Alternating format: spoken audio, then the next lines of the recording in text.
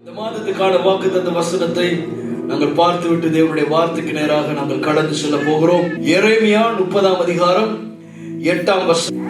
அந்நாளில் நான் அவன் நுகத்தை உன் கழுத்தின் மேல் இராதபடிக்கு உடைத்து உன் கட்டுக்களை அறுப்பேன் என்று சேனைகளை கர்த்தர் சொல்லுகிறார். அந்நியர் இனி அவனை அடிமை கொள்வதில்லை. ஆண்டவர் சொல்கிறார், நான் எல்லா நுகங்களையும் உங்கள் கழுத்திலிருந்து அறுத்து போடுவேன். நுகம் என்று சொல்லப்படும் பொழுது அந்த நுகம் ஒரு மாட்டின் மேல் இருக்கும் பொழுது அந்த மாடால் தன்னுடைய இஷ்டப்படி அதால் செயல்பட முடியாது. ஏனென்றால் அந்த நுகம் அதை கண்ட்ரோல் பண்ணிக்கொண்டே இருக்கும். இந்த காலையில் ஆண்டவர் சொல்கிறார், அநேகர் தங்களுடைய வாழ்க்கை அப்படித்தான் காணப்படுகிறது. தங்களுடைய மன விருப்பத்தின்படி அநேக காரியங்களை செய்ய விடாமல் பிசாசானவன் அநேகரை அப்படியாய் முடக்கி வைத்திருக்கிறான். அநேக வாஞ்சைகள் இருதயத்தில் இருந்தாலும், அநேக ஆசைகள் இருதயத்தில் இருந்தாலும் அதை அடைய விடாதபடிக்கு பிசாசானவன் அநேகரை முடக்கி வைத்துக் கொண்டிருக்கிறான். இந்த காலையில் சொல்கிறார், அந்த நுகத்தை இந்த வருடத்தின் கடைசி மாதத்தில் எங்களுக்கு வாக்கு கொடுக்கிறார், நான் அகற்றுவேன் என்று சொல்லி. ஹல்லேலூயா. பத்தல்ல, ஹல்லேலூயா. உற்சாகமா சொல்லுவோம், ஹல்லேலூயா. யாருக்கெல்லாம் நுகம் இருக்குதோ பார்த்தாலே தெரியுது நுகத்தோடு தான் இருக்கிறீங்க. ஏன்னா முகத்துல அந்த சந்தோஷமே இல்லை, சமாதானமே இல்லை, சிரிப்பே இல்லை, இல்லாமலே இருக்கக்குள்ள விளங்குது ஒரு பெரிய நுகத்தோடு தான் இருக்கிறீங்கன்னு சொல்லி. இந்த நுகத்தை ஆண்டவர் சொல்கிறார், அறுத்து போடுவேன் என்று. ஆமென். உற்சாகமா ஆமென். உன் கட்டுகளை அறுப்பேன் என்று சேனைகளின் கர்த்தர் சொல்கிறார். அந்நியர் இனி அவனை அடிமை கொள்வது இல்லை. ஆமென். அந்நியர்கள் யாரெல்லாம் உங்களை அப்படியாய் நெருக்கி கொண்டிருக்கிறார்களோ அந்த நெருக்கங்களுக்கு தேவன் இதற்கு மேலும் இடம் கொடுக்க மாட்டேன் என்று சொல்கிறார். இந்த வசனத்தை, இந்த அதிகாரத்தை நாங்கள் பார்ப்போம் என்று சொன்னால், அப்படியே 5வது வசனத்துக்கு நாங்கள் போவோம் என்று சொன்னால், verse 5, Jeremiah chapter 30 verse 5 கடந்து செல்வோம் என்று சொன்னார். கர்த்தர் சொல்கிறது என்னவென்றால், தத்தளிப்பின் சத்தத்தை கேட்கிறோம், திகில் உண்டு, சமாதானம் இல்லை. அநேகருடைய வாழ்க்கை எப்படி இருக்குதுன்னா தத்தளித்துக் கொண்டிருக்கு. ஐயோ, இன்னும் 1 மாதம் தானே இருக்கு, இந்த வருடம் முடிய போகுதே அப்படி என்று சொல்லி ஒரு தத்தளிப்போடு இருக்கிறோம். இந்த தத்தளிப்பின் சத்தம் தான் கேட்கிறது. திகில் உண்டு, ஒரு பயத்தோடு கூட இருக்கிறோம், ஒரு சமாதானம் இல்லாமையால் நாங்கள் தவிக்கிறோம். நெக்ஸ்ட் verse 6வது வசனம் சொல்கிறது, ஆனாய் பிறந்தவன் பிரசவிக்கிறதுண்டோ என்று கேட்டு பாருங்கள். பிரசவிக்கிற ஸ்திரியை போல புருஷன் யாவரும் தங்கள் இடுப்புகளின் மேல் தங்கள் கைகளை வைத்திருக்கிறதையும் முகங்கள் எல்லாம் மாறி விழுத்திருக்கிறதையும் நான் காண்கிறது. என்ன வார்த்தை சொல்கிறது? ஆண்களுக்கு எல்லாம் கர்ப்ப வேதனை வந்துருச்சான்.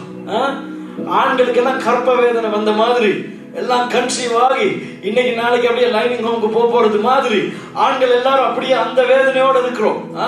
அந்த வேதனையோடு இருக்கிறோம். இது ஆண்களை மாத்திரமல்ல, பெண்களை எல்லாரையும் குறிக்கிறது. எப்படி ஒரு கர்ப்ப வேதனை வரும் பொழுது ஒரு தாய் காணப்படுவாளோ, எப்படி கதறுவாளோ அந்த வேதனை, அப்படிப்பட்ட ஒரு வேதனையை யாவரும் சுமந்தவர்களாக நாங்கள் இருக்கிறோம். நீங்களே சொல்லுங்க, ஆண்களுக்கு இந்த கர்ப்ப வேதனை சொந்தமா சொந்தம் இல்லையா? என்ன ஆண்கள் எல்லாம் சொந்தம் போல, ஆண்களுக்கு இந்த கர்ப்ப வேதனை சொந்தமா சொந்தம் இல்லையா? பத்தல்ல, தமிழ்ல தானே பேசுறேன். ஆண்களுக்கு இந்த கர்ப்ப வேதனை சொந்தமா சொந்தம் இல்லையா? இல்ல, இல்ல தானே, நமக்கு வராதானே அது. சோ இந்த வேதனை நமக்கு சொந்தம் இல்ல. சோ சொந்தம் இல்லாத ஒரு வேதனை நமக்கு வந்திருக்குன்னு வேதம் சொல்கிறது. வேதம் சொல்றது இது பெண்களுக்கு மாத்திரம் வர வேண்டிய வேதனை. அதாவது இந்த கர்ப்ப வேதனைங்கிறது பெண்கள் பிரசவிக்கிற நாட்களில் வருகிற ஒரு வேதனை. ஆகவே இது ஆண்களுக்கு வர முடியாது. அப்படின்னா என்ன வேதம் சொல்கிறதுனா, இன்னைக்கு நமக்கு வந்திருக்கிற இந்த வேதனை, இந்த பாடுகள், இதெல்லாம் எங்களுக்கு சொந்தம் இல்லாதது. ஆமென். சொந்தம் இல்லாததை சுமந்துகிட்டு இருக்கோம். இந்த வேதனை எனக்கு அவசியமே இல்லை, இந்த பிரச்சனைக்குள்ள நான் போக வேண்டியதே இல்லை. அப்படிப்பட்ட பல தரப்பட்ட வேதனைகளை நாங்கள் சுமந்து கொண்டிருக்கிறோம். கர்த்தர் எல்லாவற்றிலிருந்தும் எங்களை விடுவிக்க வல்லமையுள்ளவராக இருக்கிறார். ஆமென். இந்த நாட்கள் பயங்கரமான நாட்களா இருக்கலாம். யாக்கோபுக்கு இக்கட்டு காலம். யாக்கோப் என்று சொல்வது யார்? இஸ்ரவேல். இஸ்ரவேல் என்றால் தேவனுடைய பிள்ளைகள் என்று சொல்லி பார்க்கிறோம். தேவனுடைய பிள்ளைகளுக்கு இது ஒரு கஷ்டமான நாட்கள் போல தெரியலாம். இப்பொழுது ஆண்டுடைய வாக்கு உங்களுக்கு நேராக வருகிறது. verse 8, அந்நாளில் நான் அவன் நுகத்தை உன் கழுத்தில் இராதபடிக்கு உடைப்பேன். ஹல்லேலூயா. அப்படிப்பட்ட வேதனையோடு நீங்கள் இருக்கலாம், சமாதானம் இல்லாமல் இருக்கலாம், ஒரு திகிலோடு கூட இருக்கலாம். கர்த்தர் சொல்கிறார், அந்த வேதனையை நான் உடைப்பேன், உன் கட்டுகளை நான் அறுப்பேன் என்று சேனைகளின் கர்த்தர் சொல்கிறார். அந்நியர் இனி அவனை அடிமை கொள்வதில்லை. ஆமென். எந்தெந்த காரியம் உங்களை அடிமை கொண்டதோ, எந்தெந்த காரியம் உங்களை பலவீனப்படுத்தினதோ, எந்தெந்த காரியம் உங்களை முன்னேற விடாதபடிக்கு சோர்வடைய பண்ணதோ, ஆண்டவர் சொல்கிறார், அந்த காரியங்கள் இனிமேல் உங்களை அடிமை பண்ண நான் விட மாட்டேன். ஹல்லேலூயா. இந்த வார்த்தைக்காக நன்றி செலுத்தி கண்களை மூடி ஜெபம் செய்வோம். இந்த மாதத்திலே ஆண்டவர் கொடுத்த வாக்குத்தத்தத்தின்படி எங்களை நடத்துவாராக. ஹல்லேலூயா.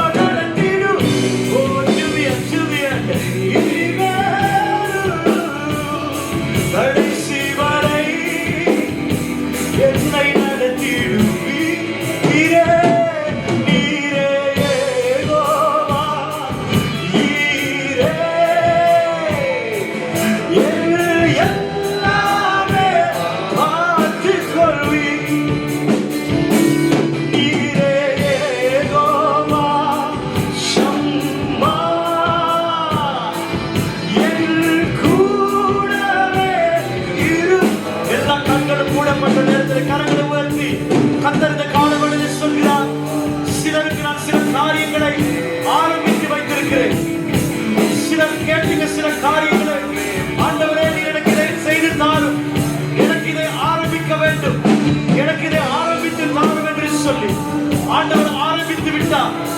ஆண்டவர் ஆரம்பிப்பதற்கு உதவி செய்தார். இப்ப இருந்த ஒரு பாரம், இப்ப இருந்த ஒரு கேள்வி ஆரம்பிச்சுட்டு, ஆண்டவரே நான் எப்படி செய்ய போகிறேன்? எப்படி நான் இதை கடைசி மட்டும் செய்ய போகிறேன்? எப்படி நான் இதை செய்து முடிக்க போகிறேன்? ஆண்டவர் சொல்கிறார், நான் ஆதியும் அந்தமுமாய் இருக்கிறேன், நான் அல்பாவும் ஒமேகாவுமாய் இருக்கிறேன், முந்தினவரும் பிந்தினவருமாய் இருக்கிறேன். நானே தொடக்கம், நானே முடிவு. நான் ஆரம்பித்ததை நான் செய்து முடிப்பேன்.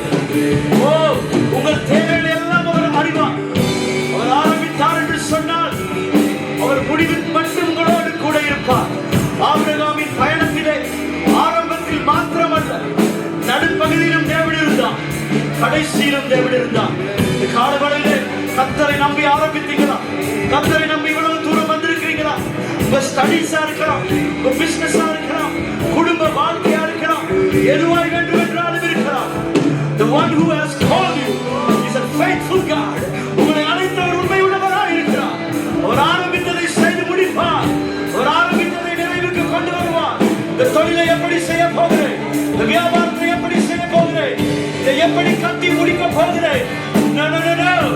அவர்